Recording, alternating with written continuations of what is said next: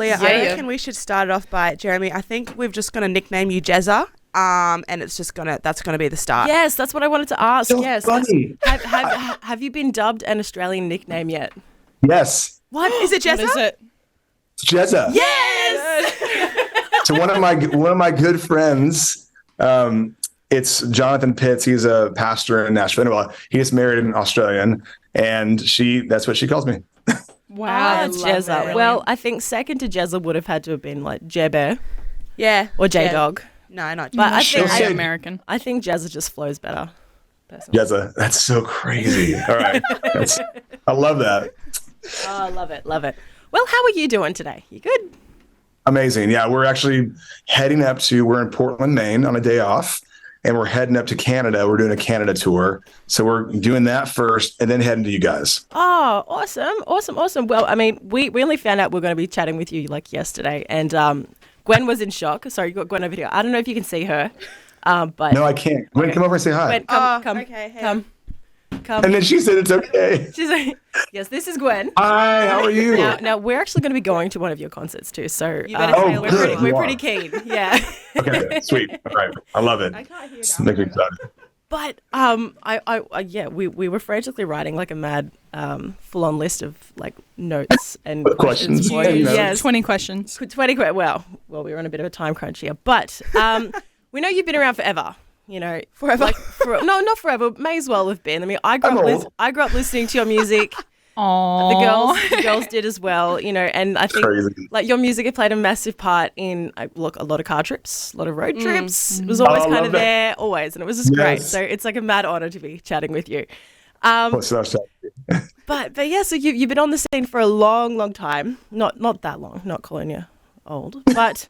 And we all saw your movie, but we wanted to ask, what was it like having someone play you in a movie? Yeah. I mean, it's bizarre because you're hoping, because you know that's how it's going to be portrayed to people. They're going to think of this person and how they act like me, and that's what they're going to think I act like. Now, thankfully, KJ did an incredible job, and we're pretty similar in personalities. And so it actually worked out really nicely, but it was a little scary at first. Kind of like, well, what if he doesn't really act like me? And people were like, I didn't know you were like that. I'm like, well, it wasn't like that.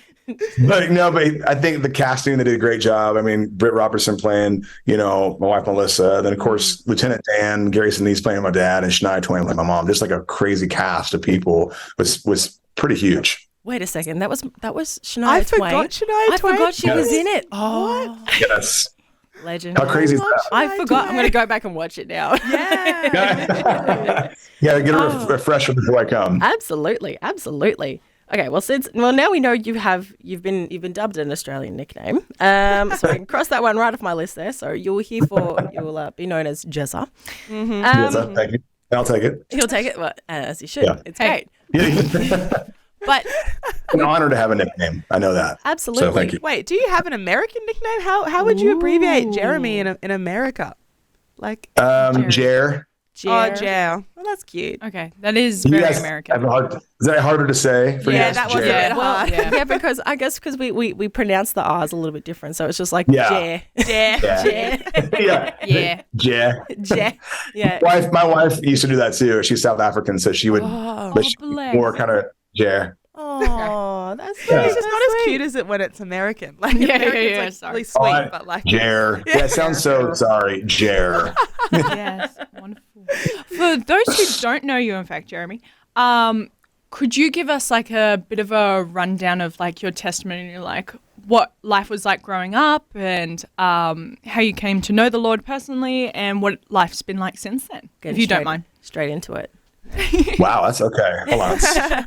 Shifting gears. 25 years, because I'm 25 years old. That's 25 years of my life. I'm just kidding. I'm 25. Hey.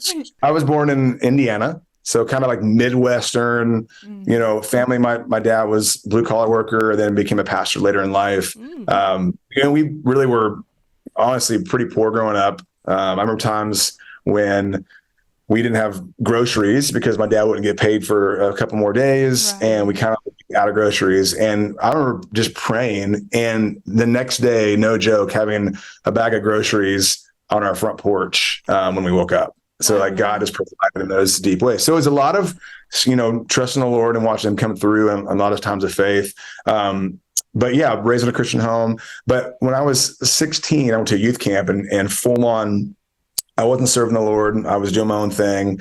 I played sports. I played football and all this. And all of a sudden I gave my life to Jesus. I remember, because, I knew him growing up, but to make him Lord of your life is a completely different thing than just knowing Jesus. And so I made him Lord of my life.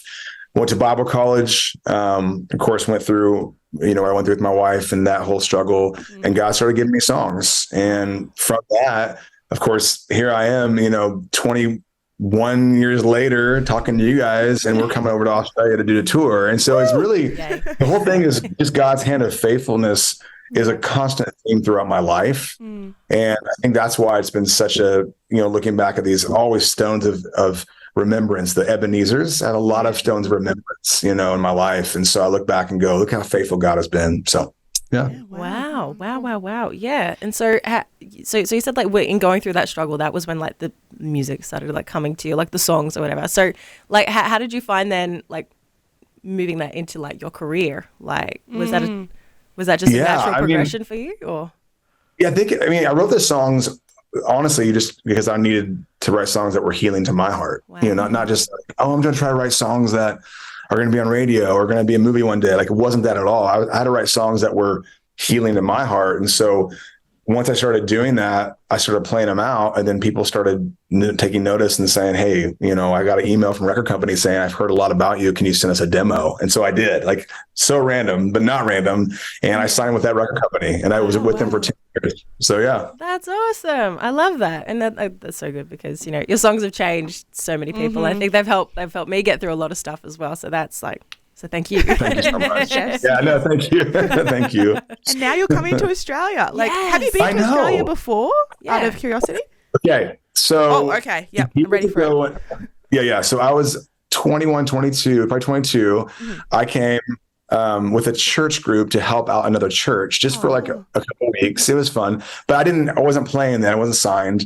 So it wasn't like a thing where I came to play. But we did come 10 years ago and did a couple of dates in Australia. It was incredible. But this is like our first official kind of like tour of Australia. Wow. Like we're doing, multiple dates from all the way up and down the coast over to Perth. And so, yeah. Exciting. That is exciting. So this will be like your first like real Aussie tour.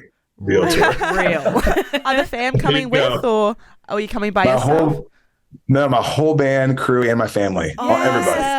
I love it. Because it's gonna be it's a full thing. We're doing the full thing. As you should. Yes. And so I guess one thing you have to do here is while you're in Queensland anyways, you got to go to some of the zoos. Pat a koala. Hold a koala. Hold it, love it. Absolutely will, for sure. Like, I think they're just there for tourists, for pictures. Yeah, we don't actually have koalas in the wild. We just put them in zoos and just hold them. It's what we do. And we do ride kangaroos, so you'll see that.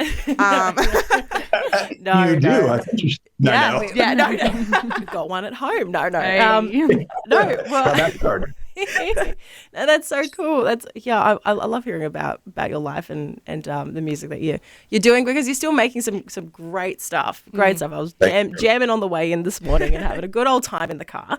Thank you so much. I love it. But yeah, tell us a little about like the songwriting process now. Like, is it still like that sort of healing, kind of cathartic kind of way for you, or I think a lot of it is experiential. Either I'm, going through something, or, I may be inspired by something and God teaches me, or I'm reading my Bible and I read something that's super inspiring, and a song will come out, and even like the song Anxious Heart. I mean, that one came from an experience of like, I went through crazy anxiety and panic that God had to heal me from. And then I wrote that song from that, how he reached into my dark place and pulled me out. Wow. And so all my songs are very much coming from a very personal place. I don't just write songs because I want it to be on radio, or because even not necessarily because I'm like, the song Getting Started would be one of the songs I think recently that I felt like God gave me to give to people, even though it's for me as well. but I felt like it was one of the songs where the bridge just says, he loves you, he loves you, he loves you. Like just singing over God's children that he loves them so much. And it was just such a beautiful time. Live, that song is beautiful because it just sing that over and over the crowd, and it's incredible. Oh, so. And it's a great one as well. I was listening to Anxious Car on the drive-in. I'm thinking, Anxious in your car, yeah. Be cool, Leah. Be cool. No. So a lot of your songs are inspired by like what you're reading and what God's taking you through at the time. What are you reading at the moment? Ooh. Yeah, I'm actually in the book of Acts. Nice. Hey. Yeah. So book of Acts right now. Been so good because I just love Paul, and I love how he was no matter what he was going through, like Acts 20:24 says, but none of these things move me. Like all this stuff that's happening right now, because nor do I count my life dear to myself, that I may finish this race with joy and the ministry set before me to testify the gospel of the grace of God. He's saying, listen, I've gone through all this stuff, but it's not going to move me. I'm still going to do what God's called me to do in the midst of adversity and trials. And so that's what I love about Paul.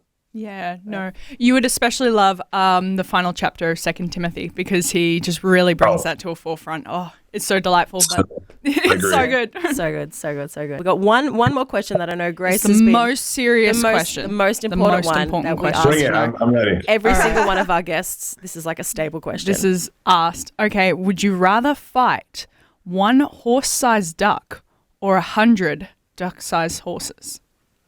Now,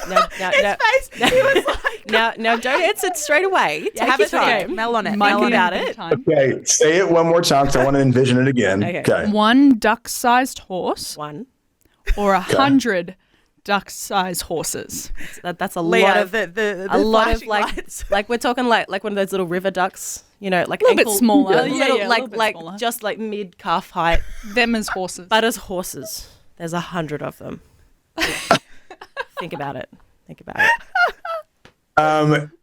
The duck-sized horse. Yes. Finally. You know what? Every single person we have asked that question has gone for the 100 horse-sized ducks. And we're like, why? One and done. Come on. Yeah. Come on. That's what I mean. Yeah. Why make it more difficult? Exactly. Mad respect to you. I knew you were a good one, Jeremy. I knew it, Jezza. I knew it. Jezza can now come to Australia. Come on, That's right. Visa approved. Yes. Wonderful. Visa approved. That's it. You may come. Wait, Jezza, I hear you're coming to the studio. What snacks do you want us to provide you, sir? Tim Tams, have you Snacks? Yeah, we got to get the Aussie snacks Tim for you. Tams. Yes. Okay, all right. Done. Lock it in. We'll get I want Tim Tam Slam. Tim Tam Oh, Slam. yes. Oh, don't tempt us with a good time, Jezza. I'm having like Tim Tam mockers at the moment, like coffees, and they're great. so good.